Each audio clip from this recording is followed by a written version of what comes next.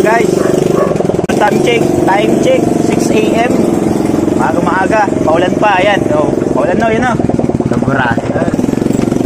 Papansin nyo, meron tayong motor sa likod natin. Ayan. Fury Kawasaki Fury 125. So may problema si Bossing, yung kanyang elbow ay naputol.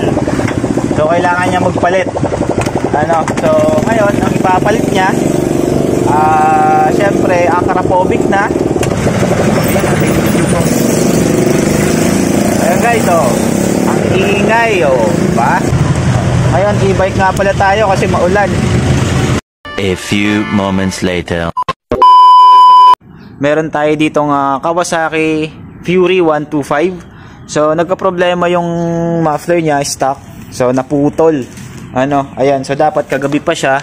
Kaso gabi na kaya hindi natin siya nagawa. So ngayong umaga natin siya inayos, So ang ginawa ng client natin ay nagpalit na lang siya ng full exhaust. Ayan. Stainless 304 elbow. Ayan, napakaganda ng hinang guys. Ayan, 'Di ba? Tapos nag-avail siya sa atin ng Acropovic Hexa matte black. So ayan guys yung naging resulta. Ito yung finish output Kawasaki Fury 125. Napakaganda guys. Ayan, 'Di ba? So guys, change natin 'to. Sound check natin para marinig nyo. Okay? So yun guys, itong sound check na to ay may silencer, Hexa Acropovic. Sound check noy, pare. Isa pa. Op. Ayun. So guys, may silencer yan para safe po.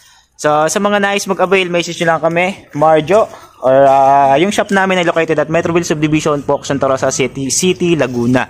So yun guys, Fury 125i ay Fury 125, ito po yung finish output. So lahat ng muffler natin ay universal guys. So message lang kayo sa amin. Okay, yung client natin ay taga dito lang sa Santa Rosa. So nasira yung elbow niya, kaya nag-decide siya na magpalit na ng muffler. So ito yung ginawa natin, full exhaust. Okay? Pogi.